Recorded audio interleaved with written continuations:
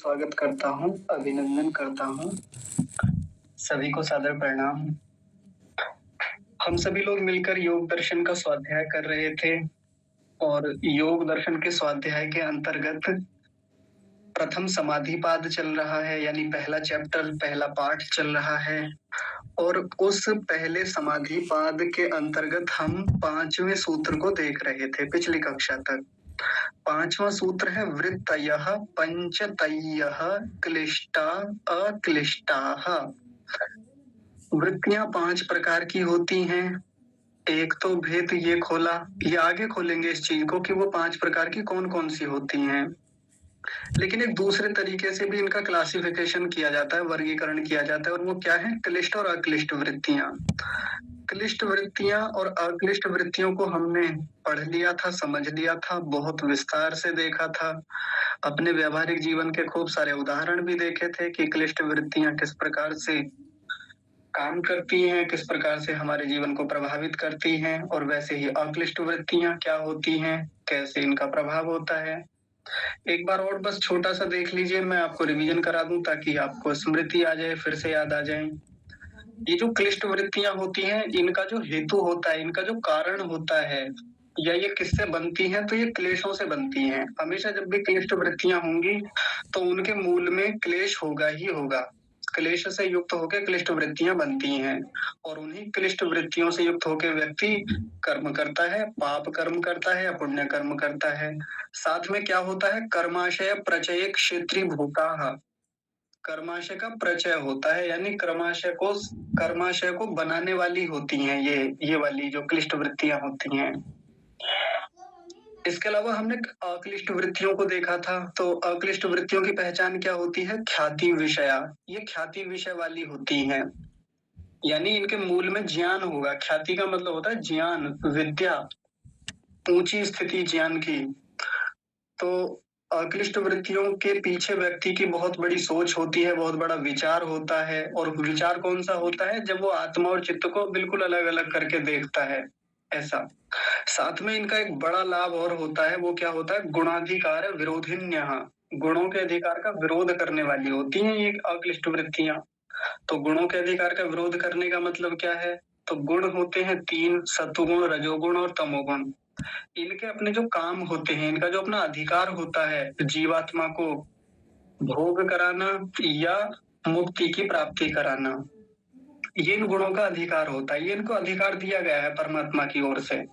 भले ही जड़ होते हैं ये 3 गुण जो होते हैं, सत्वगुण, रजोगुण और तमोगुण, लेकिन फिर भी इनको एक अधिकार दे रखा है कि आपका अधिकार इतना है कि आप प्रकाश कराएंगे जब सत्वगुण अधिक है, जब रजोगुण अधिक है तब आप क्रियाशीलता में रहेंगे, तब आप जीवात्मा को क्रियाशील बनाएंगे। जब आपके भीतर तमोगुण की अधिकता होगी, तमोगुण उभार पे होगा, तब आपको स्थिरता होगी चीजों में। मतलब ये इनका एक बड़ा काम है, बड़ा अधिकार है।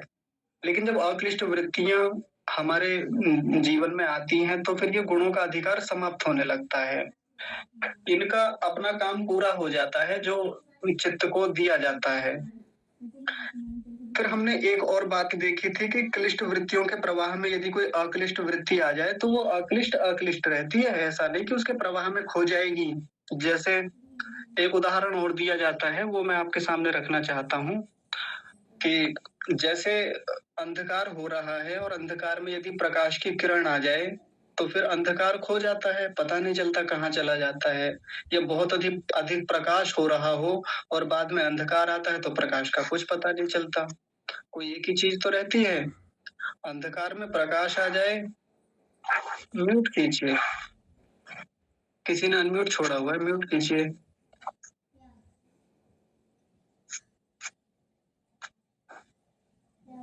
ठीक है। अंधकार में प्रकाश आ जाए या प्रकाश में अंधकार आ जाए तो कोई एक तो समाप्त होना ही होता है। लेकिन यहाँ महर्षि व्यास एक बड़ी गहरी बात बता रहे हैं कि क्लिष्ट वृत्तियां बनी हुई हैं हमारे जीवन में, और उनमें अक्लिष्ट वृत्ति आ जाए तो खत्म नहीं होगी। आदरणीय धर्मवीर महोदय जी, आपको मेरी आवाज आ रही है? धर्मवीर महोदय जी, म्यूट कर लीजिए। मैंने आपको म्यूट किया था, आपने फिर अनम्यूट कर लिया।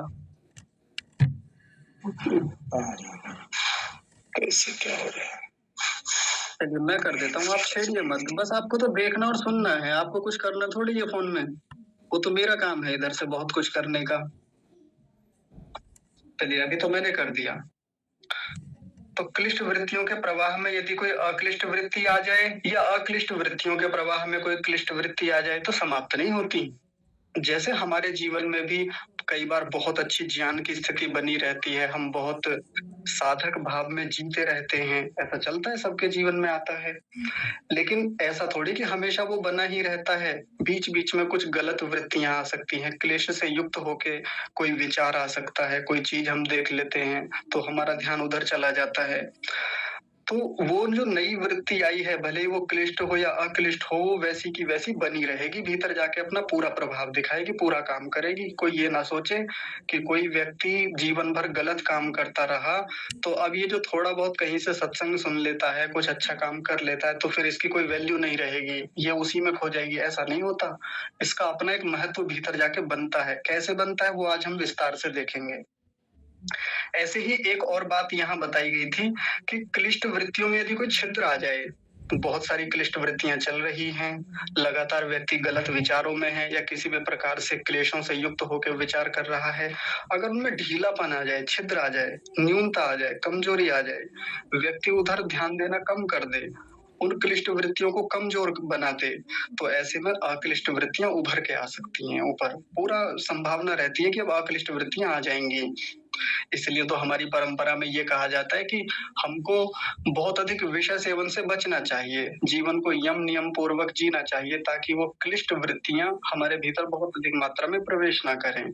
हालांकि वहां क्लिष्ट और अक्लिष्ट का वर्णन सब लोग नहीं कर पाते, सब लोग योग दर्शन की इस भाषा में बात नहीं कर पाते, लेकिन परंपरा तो हमारी वही है।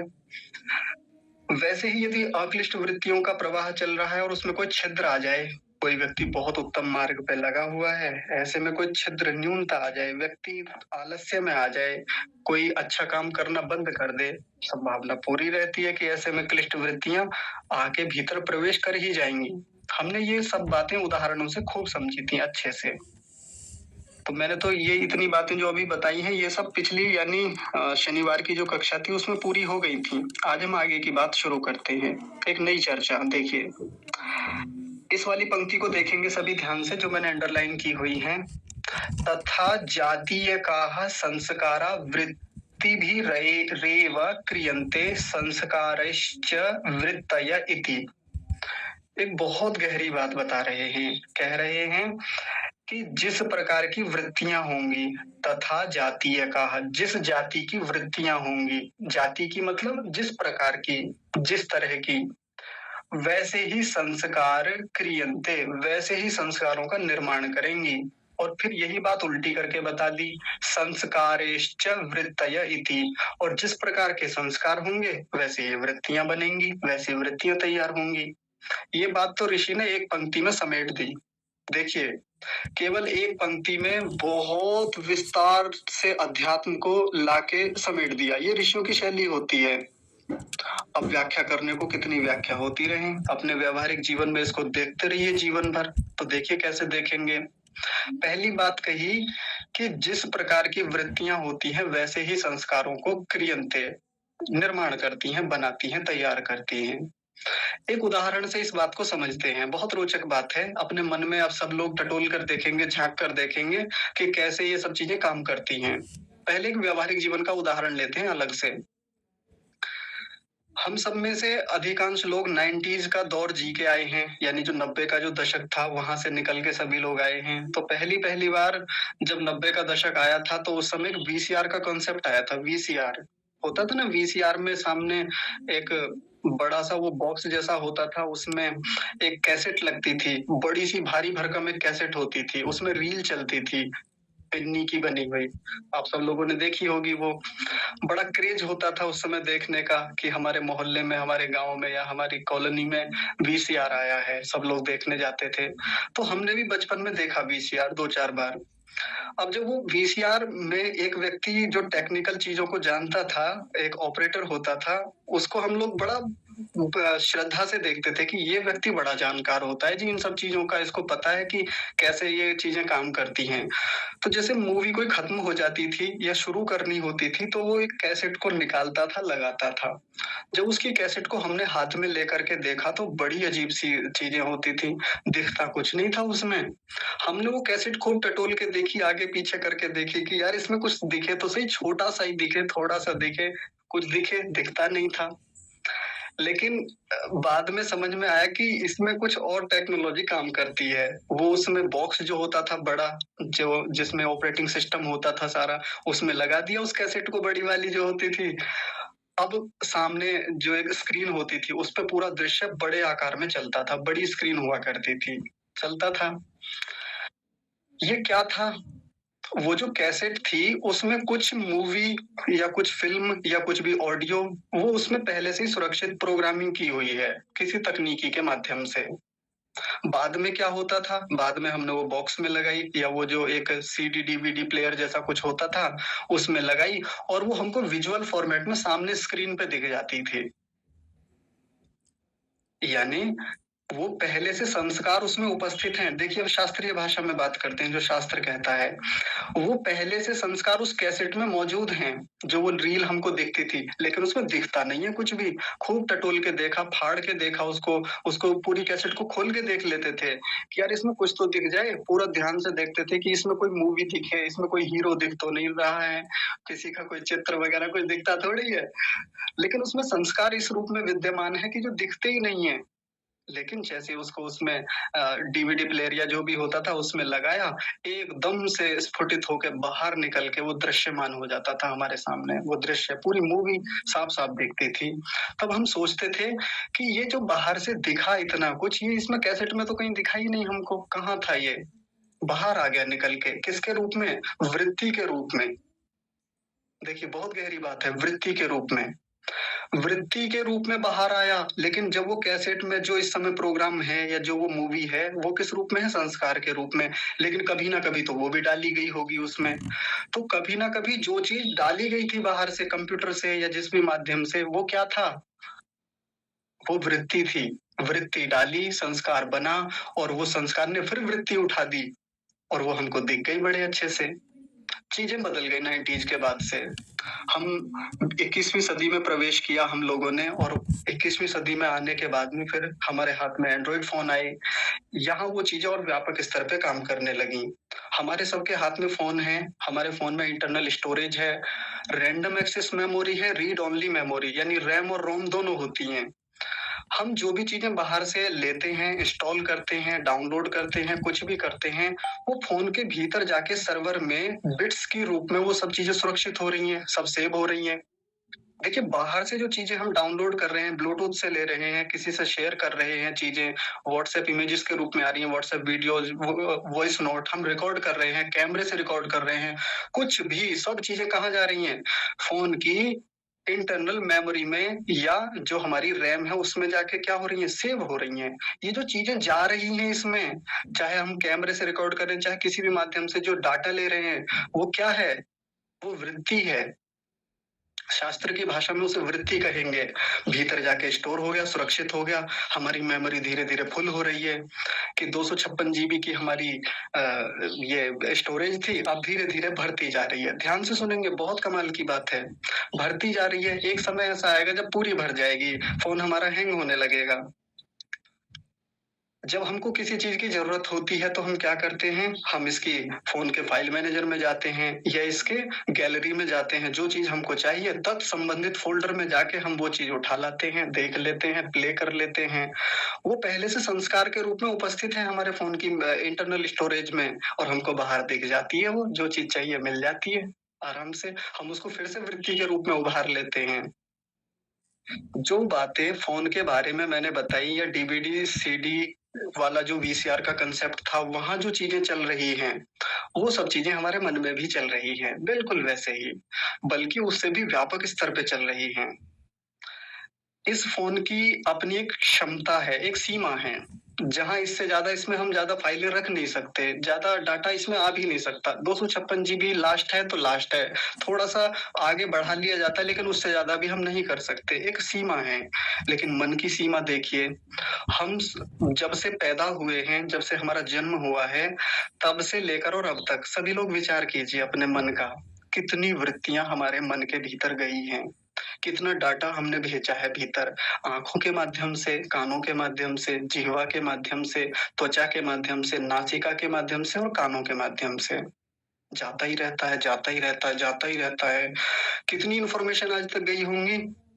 सैकड़ों? ना, हज़ारों? ना जी, लाखों नहीं, करोड़ों, करोड़ों में भी नहीं, अरबों और भी आगे की कोई बात करें तो वहाँ संख्याएँ और व्यापक रूप में लेके आ सकते हैं हम।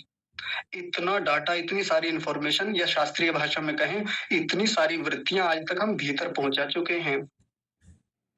और भीतर जाके क्या बन रहा है?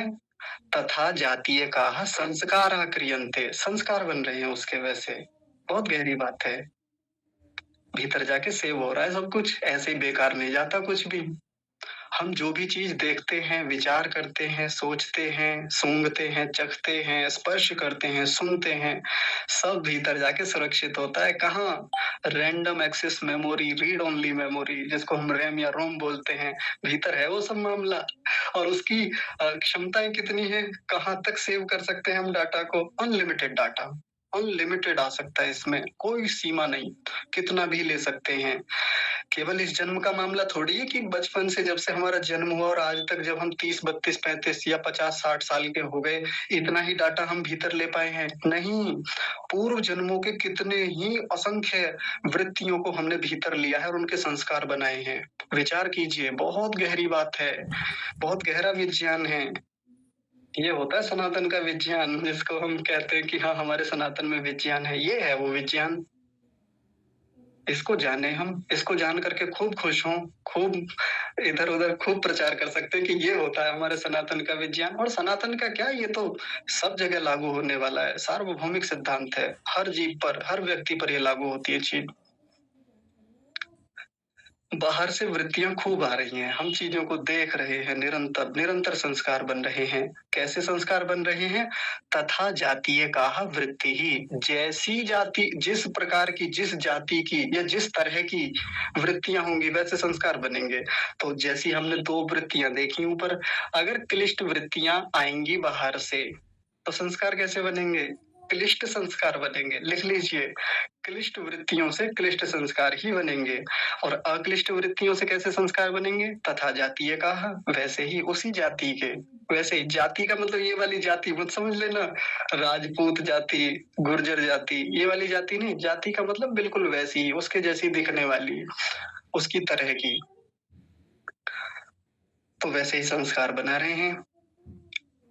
अब देखिए, जब आवश्यकता होती है भीतर से कुछ चीज़ को याद करने की, उस संस्कार से वृत्ति को वापस लेके आने की, हम ले भी आते हैं।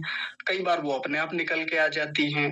जैसे मैं आपको कुछ उदाहरणों से बताता हूँ, बहुत रोचक बात है। हमारे पास इस समय सबके पास जब फ़ोन है, तो फ़ोन में एक ऑटोमेटिक व्यवस्था है गूगल की ओर से। जब आप अपनी गैलरी में जाके देखते हैं, तो कुछ थ्रोबैक मेमोरीज़ आती हैं। थ्रोबैक मेमोरीज़ का मतलब क्या है? कि गूगल फ़ोटोज़ में गूगल अपने आप पिछले साल, उससे पिछले साल या उससे पिछले साल की आज की जो फ़ोटो हैं हमारे गूगल फ़ोटोज़ में, उनको अपने आप दिखा देता है ऊपर। आती है ना ऊपर स्लाइड के रूप में, हम उनको देखते रहते हैं कि अरे हाँ, पिछले साल तो हम यहाँ गए थे, पिछले साल ये फ़ोटो लिया था मैंने, बिल्कुल ऐसा था मैं पिछले साल, बच्चे ऐसे थे पिछले साल। आता है ना, थ्रोबैक मेमोरीज़ बोलते हैं उनको। गूगल अपने आप वो हमको निकाल के दे देता है। संस्कारों से उठा के वृत्तियाँ तैयार करके गूगल ने हमको पकड़ा दी ऑटोमेटिक, हम कुछ नहीं करते उसमें, अपने आप दे देता है वो। वैसे ही हमारे भीतर भी चलता है। हम चाहें ना चाहें, बहुत सारी वृत्तियाँ आ जाती हैं अचानक से। जैसे उदाहरण के रूप में बात करते हैं, आज कितनी तारीख है? आज 21 अक्टूबर है। हम बैठे हुए हैं सामान्य रूप से, अचानक से हमारे मन में एक विचार आया, यार 21 अक्टूबर को तो पिछले साल हम देहरादून गए थे घूमने के लिए। आता है ना अचानक से, याद नहीं किया कुछ भी नहीं सोचने बैठे थे, ना कुछ देखा था, अचानक से भीतर से एक संस्कार उठ के आया। संस्कार उठ के आया का मतलब वृत्ति उठ के आई। संस्कार सीधे-सीधे उठ के नहीं आते, संस्कार वृत्तियों के रूप में उठ के आते हैं, स्मृति के रूप में, याद के रूप में, मेमोरी के रूप में। जो थ्रोबैक मेमोरी हमारे फ़ोन में होती है, वो वैसा ही सिस्टम भीतर है। और वो चीज़ याद आ जाती है कि आज के दिन तो हम यहाँ थे, अच्छा उस दिन तो वहाँ गए थे, अच्छा इन व्यक्ति को कहीं न कहीं देखा है, कहाँ देखा है? तो वो पिछले संस्कार वृत्तियों के रूप में उभर-उभर के आने लगते हैं। कई बार हम जानबूझ के उठाते हैं संस्कारों को, कई बार वो स्वयं से आते रहते हैं। जानबूझ के कैसे उठाते हैं? जैसे पिछले लगभग 15-16 दिनों से हमारी कक्षा चल रही है। अचानक से मैंने पहले सूत्र पे गया और मैंने पहले सूत्र पे जाके आप लोगों से प्रश्न किया कि अतः शब्द का मतलब बताइए। तो जिस दिन हम कक्षा ले रहे थे, हम पढ़ रहे थे कक्षा में, तो अतः शब्द का अर्थ जब मैं आपको बता रहा था, आप लोग क्या कर रहे थे? ध्यान से सुन रहे थे। उसकी एक वृत्ति से क्या बन रहा था? भीतर जाके संस्कार बन रहा था। आपके चित्त में वो बात जाके स्टोर हो रही थी, सुरक्षित हो रही थी। हो रही थी ना? हो गई, वो सुरक्षित कीजिए। ये क्या हुआ? तनिक रुकिए। आप सब लोगों को स्क्रीन दिख रही है जो मैंने साझा की है? हाँ, अब दिख रही होगी, अब ठीक है। हाँ, तो जब अथा शब्द का अर्थ बताया गया था, उस समय आप लोगों के भीतर एक संस्कार बना अथा शब्द का कि अथा का मतलब होता है अधिकार पूर्वक अब एक शास्त्र का आरंभ किया जाता है, योग का आरंभ करते हैं, है ना? आपके भीतर वो संस्कार बन गया। लेकिन आज मैंने आपसे पूछा, प्रश्न किया कि अथा शब्द का तात्पर्य बताइए, मतलब बताइए। क्या करेंगे आप? याद करने का प्रयास करेंगे, उस स्मृति को उठाएँगे कि क्या बताया था उस दिन, क्या बताया था, अथा का मतलब क्या होता है, योग का क्या मतलब होता है, बार-बार जाके टटोलेंगे पीछे, देखेंगे, ये क्या है? ये स्वयं से वृत्तियों को उठाना या संस्कारों को उठाना, टटोल के देखना भीतर से कि किस रूप में है। सीधे-सीधे संस्कार को हम नहीं उठा सकते, क्योंकि संस्कार चित्त का अपरिदृष्ट धर्म होता है। अब आपके लिए एक नया शब्द है अपरिदृष्ट धर्म, आगे आएगा, शास्त्र में चर्चा होगी। अपरिदृष्ट धर्म का मतलब होता है जिसको देखा ना जा सके सीधे-सीधे, पकड़ा ना जा सके, उठाया ना जा सके, उसको अपरिदृष्ट धर्म कहते हैं। और वृत्ति होता है परिदृष्ट धर्म। वृत्ति को देखा भी जा सकता है, महसूस भी किया जा सकता है, उठा भी सकते हैं, वृत्तियाँ खुद भी बना सकते हैं, बनती भी रहती हैं। ये होता है परिदृष्ट धर्म। और अपरिदृष्ट धर्म जिसको ना देखा जा सकता सीधे-सीधे, ना सुना जा सकता, ना महसूस किया जा सकता, अनुमान लगाया जा सकता है या बहुत ऊँची स्थितियों में, योग की ऊँची स्थितियों में जाके संस्कारों को व्यक्ति पकड़ पाता है अच्छे से। अब ये संस्कार सबके भीतर हैं, हर व्यक्ति नहीं पकड़ पाता संस्कारों को। जैसे कुछ उदाहरणों से बात करते हैं, देखिए और रोचक बात है, आनंद आएगा आपको समझ के। अभी हमारी कक्षा का आरंभ कौन कराते हैं? वंश कराते हैं। केवल 7 साल इनकी आयु है, बस 7 साल। इस 7 साल की आयु में बच्चों को जॉनी जॉनी यस पापा याद है या बाकी rain rain go away Johnny या वो और कविताएँ होती है ना उस प्रकार की वो गोलूपन वाली कविताएँ याद होती है, छोटी-छोटी बच्चों वाली। अब इतनी कम आयु में कोई बच्चा वेद के मंत्रों का इतना शुद्ध उच्चारण कर रहा हो, इतनी सुंदर रीति से, इतनी शालीनता से, विनम्रता से, धैर्य से, ठहराव के साथ, जो कई बार बड़े 50-60 साल की आयु तक आते-आते जिन लोगों की वाणी में प्रभाव नहीं आ पाता, ठहराव नहीं आ पाता, वो इस बच्चे को जन्मजात प्राप्त हैं। जन्मजात का मतलब स्वाभाविक रूप से प्राप्त है। ऐसा नहीं है कि फोकट में मिला है इनको, ऐसा नहीं है कि ऐसे ही मिल गया बस परमात्मा की ओर से। परमात्मा भी मेहनत के हिसाब से देता है, हमारे कर्माशयों के हिसाब से देता है, हमको कुछ भी योग्यता देता है तो। पूर्व जन्मों के संस्कार हैं, जो स्पष्ट दिखते हैं। लेकिन इन संस्कारों को वही व्यक्ति देख पाता है, जिसने थोड़ा संस्कारों को महसूस किया हो, जिसने साधना की गहराई में जाके देखा हो कि संस्कार किस प्रकार से काम करते हैं। इनके वंश के संस्कार हैं पूर्व जन्मों के। बहुत अधिक मेहनत नहीं लगती इनको कोई बात समझाने में, बहुत अधिक मेहनत नहीं लगती कोई मंत्र सिखाने में, शुद्ध उच्चारण सिखाने में। बड़ी आसानी से, बड़ी सरलता से कह देते हैं, याद हो जाता है। और हैं हमारी कक्षा में एक बिटिया और हैं, 12-13 साल की उनकी आयु है, आशी नाम है, आशी। इनसे बड़ी हैं थोड़ी-सी, लेकिन बहुत, बहुत शानदार स्थिति वाली बिटिया वो, बहुत कमाल की उनकी स्थिति। उनका इस आयु में भी ये सामर्थ्य है कि हम सब लोगों को वो मंत्र सिखा सकती हैं केवल 12 वर्ष की आयु में। कैसे मंत्रों को सिखाया जा सकता है, सबको सिखा सकती हैं यहाँ पे निर्भय होके, निडर होके, ये उनकी योग्यता है। कहाँ से आई? जहाँ 50-60 की आयु तक आते-आते भी यदि मैं किसी को कहूँ कि आइए जी समझाइए, कोई मंत्र सिखाइए या इस कांसेप्ट पर बात करते हैं आइए, कर पाते हैं? कई बार लोगों को डर लगता है, बड़ा भीतर से भय आता है कि ना जी मुझसे नहीं हो पाएगा, मैं कैसे बोलूँगा, मेरी तो टाँगें काँपती हैं, मुझे तो बड़ा डर लगता है। और ये बच्चे स्वाभाविक रूप से बचपन से देखिए, इतनी उन्नत स्थितियों वाले हैं, धूम-धाम से काम करते हैं। भीतर से इनके संस्कार हैं पूर्व जन्मों के साधना के, पूर्व के संस्कार हैं इनके स्वाध्याय के, वेद मंत्रों के पठन-पाठन के। ये इतनी उत्तम योग्यता है। अभी हाल ही की बात है, हमारी कक्षा में बेला माता जी हैं दिल्ली से। उन्होंने मेरे पास एक लिंक भेजा, तो उन्होंने कहा कि आज रात्रि में आप कक्षा में जुड़िएगा, संभवतः परसों की बात है जहाँ तक मुझे ध्यान है। तो उस कक्षा में जब जुड़ने के लिए उन्होंने मुझसे कहा तो एक बालक हैं, 12 वर्ष आयु है मात्र उनकी, रियांश नाम है, रियांश। और आप लोग हैरान रह जाएँगे, सृष्टि कैसे उत्पन्न हुई, सृष्टि के नियम कैसे काम करते हैं, इन सब विषयों पर धारा प्रवाह वो बालक बोल रहा है। और ऐसा नहीं कि रटा-रटाया कांसेप्ट है कि किसी ने रटा रखा है तो अपने आप बोल रहा है, नहीं, स्वयं से तैयारी करके, अपने आप पठन-पाठन करके, वो वहाँ बड़े लोगों को पढ़ा रहे हैं। और उस दिन कक्षा में संभवतः जहाँ तक मेरी समझ है, मुझे याद है 50 या 50 से ज़्यादा लोग होंगे। 12 साल का बच्चा सृष्टि जैसे गहरे नियमों पर लोगों से चर्चा कर रहा है। ये इस जन्म का मामला नहीं है कि इस जन्म में केवल माता-पिता से उनको विरासत में चीज़ें मिली हैं। नहीं, ऐसा है ही नहीं। माता-पिता ने नहीं पढ़ाया उनको, सीधा कह रहे थे उस दिन कक्षा में। ये पूर्व जन्मों का मामला है, ये संस्कारों की बात है। भीतर से उपस्थित हैं संस्कार। एक बालक बचपन से ही बहुत दुष्ट है, बहुत नटखट है, बहुत चुलबुला है या बहुत इस प्रकार से है कि कितना उसको समझाया, कितना पकड़ के बिठाया कि अरे बैठो, कुछ तो सीखो, कुछ तो पढ़ लो, कुछ तो अच्छी चीज़ें सीखो, लेकिन वो समझता ही नहीं है। खूब प्रयास कर लिए, बड़ा हो गया, किशोर हो गया। एक तो होता है कि चलिए बचपन में स्वाभाविक रूप से सब बच्चे चंचल होते हैं, लेकिन वो बड़ा भी हुआ तब भी ऐसा का ऐसा ही है। खूब प्रयास कर लिए, उसकी प्रवृत्ति गलत कामों की ओर ही बढ़ती चली जा रही है, खूब रोकते हैं, उधर से नहीं रुकता। इधर से माता-पिता ने खूब अच्छे संस्कार देने के प्रयास किए, नहीं काम कर रहे हैं वो। पूर्व जन्मों के संस्कार इतने प्रबल हैं, पहले से उसने इतना कुछ जमा कर रखा है कि वो अपना प्रभाव दिखा रहा है इस समय और बच्चा सही मार्ग पे आ ही नहीं पा रहा है। ये भी एक कारण बनता है। कौटिल्य पंडित का नाम आप लोगों ने सुना होगा, गूगल बॉय के नाम से जाने जाते हैं। इतनी कम आयु में, ऐसा नहीं है कि इस जन्म में नहीं किया, इस जन्म में भी उन्होंने बहुत मेहनत की है, बहुत पढ़ाई की है। ऐसे ही नहीं मिला, फोकट में उनको भी बहुत मेहनत इस जन्म की भी है। लेकिन पूर्व जन्मों का जो वो लेके उतरे हैं इस समय, वो सब संस्कारों का मामला है। तो संस्कारों की बहुत महत्ता है हमारे जीवन में।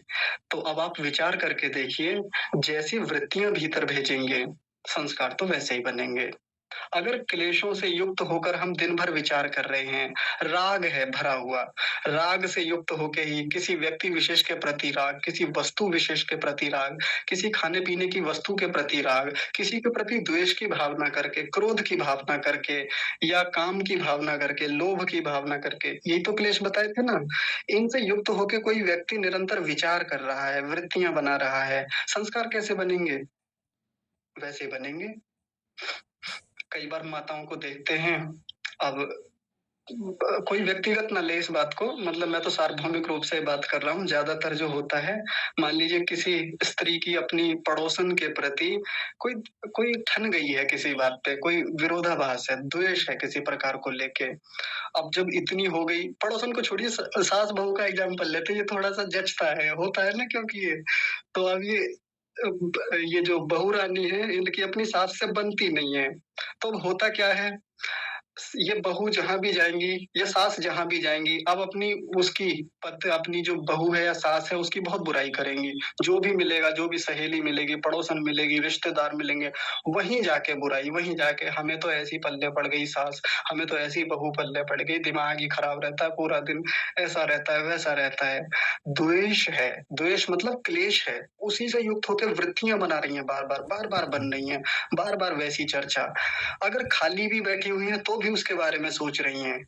सोच रही हैं का मतलब वृत्ति बना रही हैं। देखिए ध्यान से सुनिए। बार-बार उसी बात के बारे में सोचे जा रही हैं कि कहाँ से पल्ले पड़ गई ऐसी बहू, कहाँ से ये मेरे सिर पे आ गई, मेरी छाती पे आ गई। ऐसे ही तो बोलते हैं ना ज़्यादातर ग्रामीण भाषा में ऐसे ही कहा जाता है हमारे यहाँ तो। अब जब ये बार-बार वो ही सोचे जा रही हैं, वो ही बोले जा रही हैं, संस्कार बन रहे हैं। ये सामान्य बात नहीं है। और वैसे संस्कार बनने से होता क्या है? वैसे संस्कार होने से फिर वैसी ही वृत्तियाँ खड़ी होके आती हैं। अब देखिए ध्यान से सुनिए, फिर वृत्ति आएँगी, फिर संस्कार बनेंगे, फिर संस्कारों से फिर वैसी वृत्तियाँ। लगातार ये क्रम, ये साइकिल, ये चक्र चलता रहता है।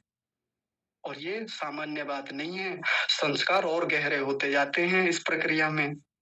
एक तो था कि चलिए बहू जैसी मिली, सास जैसी मिली, कोई बात नहीं, हो जाएगी ठीक या नहीं भी होगी, कोई बात नहीं, भई सबका अपना एक स्वभाव होता है। नहीं मान रही हैं सासू माँ, नहीं मान रही हैं बहुरानी, कोई बात नहीं धीरे-धीरे आ जाएगी। इस प्रकार से यदि एक बार जीवन को कर ले कोई व्यक्ति, तो देखिए वृत्ति इतनी सी थी बस, अरे कोई बात नहीं इस बहू के अपने संस्कार हैं, थोड़ा बेचारी अभी ढल नहीं पा रही है, थोड़ा अभी चीज़ों को नहीं समझ पा रही है, एडजस्ट नहीं कर पा रही है।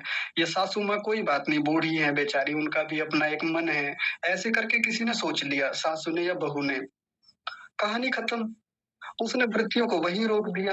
देखिए कितनी मज़ेदार बात है, कितनी आसान सी बात है। वहीं रोक दिया वृत्तियों को। वृत्तियों को रोकने से क्या हुआ? संस्कार रुक गए, वो संस्कार बने ही नहीं। अब जब संस्कार बने ही नहीं, तो फिर आगे वो वृत्तियाँ परेशान भी नहीं करेंगी। नहीं तो सासू माँ को या बहू रानी को एक-एक बात याद रहती है। जब मैं इस घर में आई थी पहली बार, अब देखिए ये इतनी बड़ी हो गई इस घर में आए हुए इसको 10 साल हो गए, 12 साल हो गए। अब देखिए क्या करती हैं, अपने मायके में जाएँगी बहू रानी और कहेंगी, "इस घर में आए हुए मुझे 10 साल हो गए, आज तक किसी ने मुझे समझा नहीं है। जब से मैं आई हूँ, उस दिन से ये किया, उस दिन ये किया था इन्होंने मेरे साथ, उस दिन वो किया था, उस दिन वो हुआ था। वहाँ गई थी तो तब टोका था, वहाँ मुझे ये लाके नहीं दिया, वो किया। ये क्या है? वृत्तियाँ बना रखी हैं। हर दिन विचार कर रही हैं उसके बारे में, हर दिन सोच रही हैं, वैसे संस्कार बन रहे हैं। हर बात याद रहती है इनको। जो बातें याद रखने वाली भी नहीं है ना, उन पर भी विचार, हर दिन विचार, रिश्तेदारी में जाके, मायके में जाके माँ से कहेंगी, सबसे कहेंगी, वही काम सासू माँ कर रही हैं। जो भी सासू माँ की सहेलियाँ मिलेंगी, उनसे जाके वैसे ही बातें करेंगी बार-बार, बार-बार और हर इनको हर बात याद है। जब से ये बहू इस घर में आई है ना, उसी दिन से देखो, ना तो इसने ये किया घर में आके, ना ये किया, हमारा घर ऐसे कर दिया, वैसे कर दिया। एक-एक बात बड़ी बारीक से बारीक बात इनको याद है। कैसे? वृत्तियाँ वैसी बना रखी हैं, वृत्तियों से संस्कार वैसे ही बनते चले गए। काम की बातें याद नहीं है। देखिए, अब थोड़ी-सी एक गहरी बात बताता हूँ अलग से। काम की बातें याद नहीं रहती। कुछ शास्त्रीय बात पूछ लें, कुछ और गहरी बात पूछ लें, कोई आध्यात्मिक स्तर की बात पूछ लें, वो बातें याद नहीं रहेंगी। यहाँ आके लुटिया डूब जाती है, फिर बहाने बनते हैं। कैसे बहाने बनते हैं? उम्र भी तो हो गई अब मेरी, अब मैं कहाँ से याद रखूँ चीज़ों को? अब मैं भूल जाती हूँ सब चीज़ों को याद रख के। देवी जी, आपको वो तो सब बातें याद है, वृत्तियाँ ऐसी बनाई, संस्कार ऐसे बना लिए आपने, लेकिन आपको काम की बातें याद नहीं है। क्या करूँ अब याद नहीं रहता, स्थिति ऐसी हो गई, अब मेमोरी उतनी अच्छे से काम नहीं करती। लेकिन यदि अभी 4 स्त्रियाँ सामने बैठ जाएँ, तो इनको बचपन तक की बातें याद हैं, कि मैं कब इस घर में आई थी और मेरे साथ क्या-क्या हुआ आज तक, एक-एक बात पूछ लो इनसे। लेकिन गहरी आध्यात्मिक स्तर की बातें करने बैठे, कुछ शास्त्रीय चर्चा करने बैठे, अब दिखता भी कम है, अब थोड़ा मन भी नहीं लगता और एक बहाना निकल के आता है, क्या करें काम ही इतना है, जब से घर में आई हूँ या जब से घर में आया हूँ। अच्छा मामला केवल स्त्रियों का नहीं है, कोई ये सोचे कि मैं स्त्रियों को टारगेट करके ये बात कर रहा हूँ। उदाहरण है, पुरुषों के साथ भी लगभग इसी डिग्री पे चलता है मामला, वैसा ही उनके साथ भी है। मैं आत्मिक स्तर पे बात कर रहा हूँ। पढ़ने के लिए कहें, कुछ गहरी चर्चाओं के लिए कहें कि आओ इस पे चर्चा करते हैं थोड़ा, आओ साधना करते हैं थोड़ा, ध्यान लगाया कीजिए सुबह-शाम। बैठा नहीं जाता, याद नहीं रहते, मंत्र याद नहीं हो पाते, संस्कृत मुझको नहीं आती, कैसे पढ़ूँ? लेकिन वृत्तियाँ कैसी हैं भीतर, संस्कार कैसे बने हुए हैं, उस पर तो खूब खूब चर्चाएँ हैं भीतर-भीतर, खूब व्यवहार है, वृत्तियों से संस्कार, संस्कारों से वृत्तियाँ। किसी को ये बात थोड़ी कड़वी लग सकती है जो मैं बता रहा हूँ, लेकिन ये कड़वाहट जो है ये नीम वाली कड़वाहट है, ये करेले वाली कड़वाहट है। थोड़ा-सा इस समय पीड़ा देगी भीतर जाके कि हाँ यार, ये कड़वा तो लग रहा है, लेकिन इसके पीछे एक बहुत बड़ा लाभ भी है। हम टटोलें अपने जीवन को, हमने कैसी वृत्तियाँ उठाई हैं, कैसे संस्कार बनाए हैं। महर्षि व्यास जी ने बस इतनी सी पंक्ति दी है, देख लीजिए। ऋषियों की शैली होती है किसी बड़ी बात को समेट के बहुत छोटी सी बात में कह देना, लेकिन इसके पीछे का वृहद विज्ञान, इसके पीछे का साइंस देखिए कैसे काम करता है। छोटे से बच्चे होते हैं। बच्चों के सामने हम जैसा बोलेंगे, जैसी बातें करेंगे, बच्चों के भीतर वैसे ही संस्कार बनते हैं। क्योंकि वैसा सीख रहे हैं वो। एक माँ गर्भवती है, अभी-अभी गर्भ धारण किया है उसने।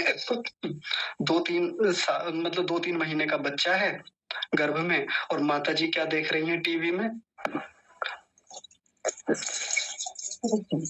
माताजी देख रही हैं, सीरियल देख रही हैं, सास-बहू की लड़ाई का, किसी के ब्रेकअप का, किसी का इधर-उधर चक्कर चलने वाला, ये सीरियल चल रहा है उसमें। वो वृत्ति ही तो जा रही है भीतर। वृत्ति देखिए बड़ी गहरी बात है। वृत्ति माँ के भीतर जा रही है। लेकिन कुछ भीतर से सिस्टम ऐसा है जो माँ के साथ कनेक्टेड है, वो बच्चे तक भी वो वृत्तियाँ पहुँचती हैं। वो विज्ञान ही ऐसा है भीतर का। माँ तो साइड इफेक्टेड हो ही रही है उन सब चीज़ों से। माँ तो दुष्प्रभावित हो ही रही है, उसके भीतर तो संस्कार बनेंगे ही, वो सास-बहू के लड़ाई झगड़े वाले, पति से लड़ाई झगड़े वाले, ये बच्चे के भीतर भी जा रहे हैं। लेकिन वहीं सारी माताएँ बुरी थोड़ी होती हैं, सारी माताएँ सास-बहू के सीरियल थोड़ी देखती हैं। कुछ माताएँ रामायण भी पढ़ रही होती हैं, कुछ माताएँ सत्यार्थ प्रकाश पढ़ रही होती हैं, कुछ माताएँ वेद मंत्रों का उच्चारण कर रही होती हैं गर्भकाल में, कुछ माताएँ साधना कर रही होती हैं, कुछ माताएँ अन्य शास्त्र पढ़ रही होती हैं, धार्मिक ग्रंथ पढ़ रही होती हैं। तो देखिए खुद के भी संस्कार उज्ज्वल कर रही हैं, अच्छे संस्कार बना रही हैं, और बच्चे के भीतर भी तथा जातीय काह संस्कारा, उसी जाति के संस्कार बन रहे हैं। बच्चा बड़ा हुआ, बच्चे ने अभी जानता नहीं है, बच्चा 1-2 साल का बच्चा कोई चीज़ों को समझता नहीं है, कम से कम 3 साल का जब तक होता है तब वो थोड़ी-थोड़ी समझ शुरू होती है, हल्का-हल्का बोलना शुरू करता है। उस समय तक भी जो उसको सुनाया जाएगा, जो उसको दिखाया जाएगा, एक-एक चीज़ का संस्कार बनता है भीतर जाके बच्चे के। हम उसको क्या दिखा रहे हैं फ़ोन में, हम उसको क्या दिखा रहे हैं हमारे कमरे में जो लगे हुए कैलेंडर हैं, चित्र हैं, कुछ भी, किस प्रकार के लोगों के साथ हमारे व्यापार चल रहे हैं, व्यवहार चल रहा है, हमारे घर में रिश्तेदार कैसे आते हैं, सबको बच्चा ऑब्ज़र्व करता है, देखता है। वो देखने से वो वृत्ति तत्संबंधित वृत्ति जाती है अंदर, उसके वैसे ही संस्कार बनते हैं। अब जब संस्कार बनते हैं, कभी न कभी तो उठेंगे वो संस्कार फिर से वृत्ति के रूप में। और जब संस्कार उठ के आते हैं वृत्तियों के रूप में, तब हम सोचते हैं कि यार हमने तो गाली नहीं सिखाई थी बच्चे को, ये कहाँ से सीख गया?